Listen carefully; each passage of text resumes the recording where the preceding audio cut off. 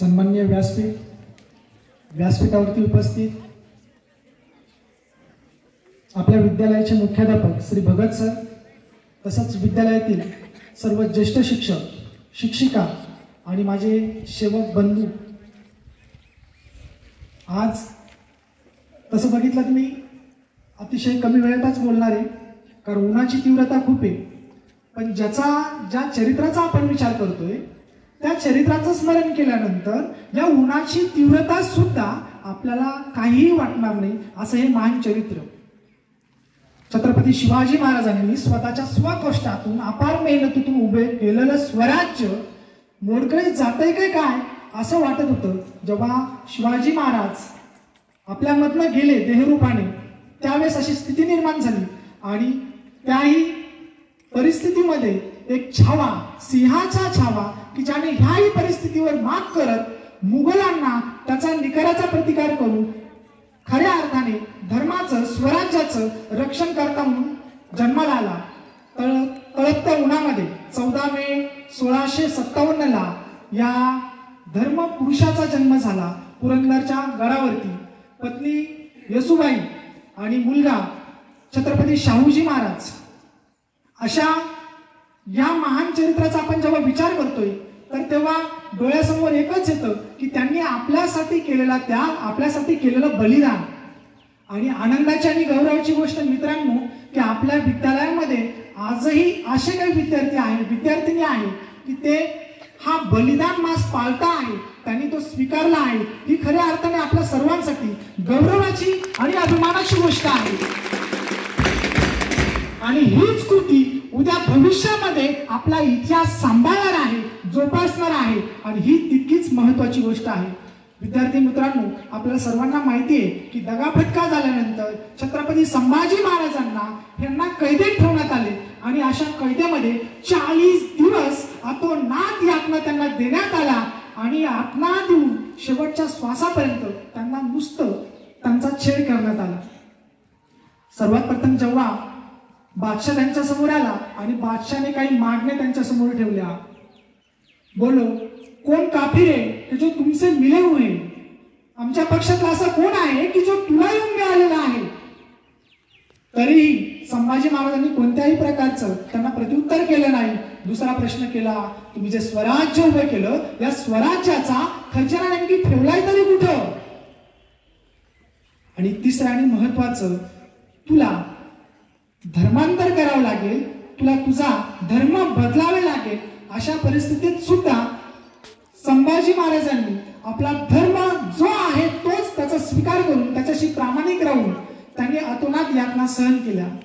मित्रांनो, बादशाने समोर ठेवल्या 3 अटी संभाजी महाराजांनी मान्य केला नाही आणि त्याचं प्रत्युत्तर म्हणून बादशाने 40 दिवस अत्याचार केला. जो अत्याचार तुम्हाला आम्हाला उघड्या डोळ्यांनी सहन होऊ शकत नाही, असा अत्याचार त्यांनी सहन केला.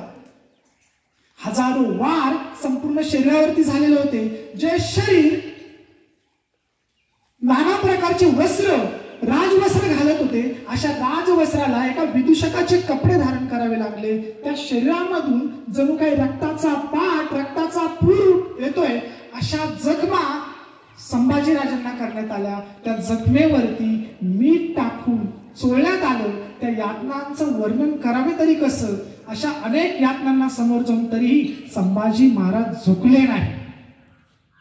नंतर त्याच संभाजी महाराजांची कळत न कळत कोणीही येऊन लचके तोडत होते. ज्याप्रमाणे एका जंगलामध्ये जंगली लांडगे लचके तोडावे, अशा पद्धतीने राजांचे नाना प्रकारचे शरीराचे अंग काढण्यात आले, कापण्यात आले, तोडण्यात आले, तरीही महाराज तुटले नाही. माझा धर्म, माझा हिंदू स्वराज्य हे उभं राहिलं पाहिजे, यासाठी स्वतःचं बलिदान देणारे हे संभाजी महाराज.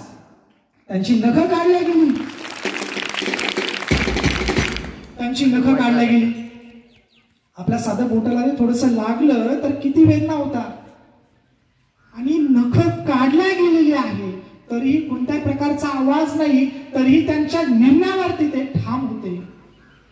आणि मग बादशाने युक्ती लढवली, ही जी नजर आहे ही नजर खाली गेली पाहिजे आणि त्याच्यासाठी तख्त सुळाया, ज्याप्रमाणे एखादा लावा डोळ्यात वतावं अशा पद्धतीच्या त्या सळया संभाजी महाराजांच्या डोळ्यामध्ये घालण्यात आल्या आणि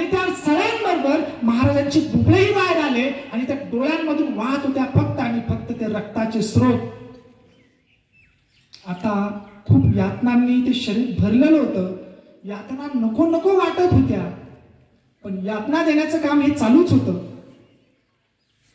आणि नंतर ज्या जबानीने, ज्या मुखाने राजे बोलत होते, ज्या मुखाने आई साहेब, मा साहेब अशा वेगवेगळ्या प्रकारच्या आपल्या स्वराज्याला मार्गदर्शन करत होते, अशी जीभ त्यांची ती कापण्यात आली. म्हणजे आपण बोलून मोकळं होतोय, क्षणार्धात मी पण बोलणार आहे, उन्हाची तीव्रता आहे, पण ते जे काही सगळं चित्र आपण डोळ्यासमोर आणूया, तर चित्र खरंच एवढी सहनशीलता आली कुठून,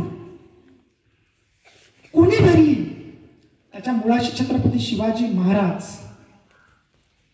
महाराजांनी जे स्वप्न बघितलं, ते स्वप्न उराशी बाळगून संभाजी महाराज न वागता न तुटता त्यांनी स्वराज्याचं संरक्षण केलं.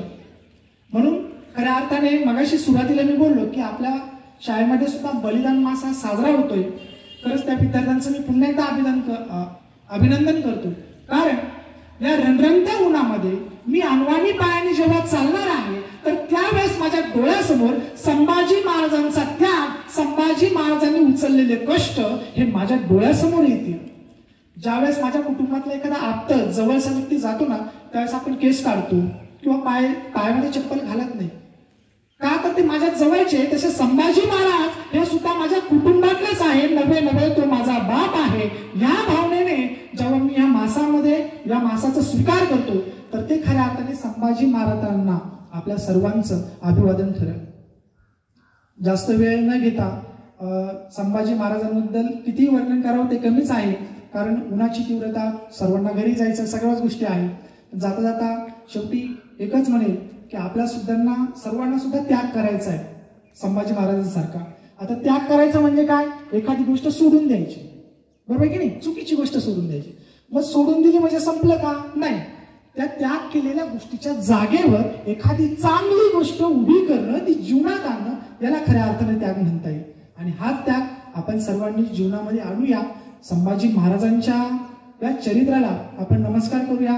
शेवटी जाता जाता एकच म्हणेल, कर्तृत्व या युगाचे भंगून आज गेले, चारित्र्य या पिढीचे बहकून आज गेले, आदर्श जीवनाचे सारे धुळीत गेले.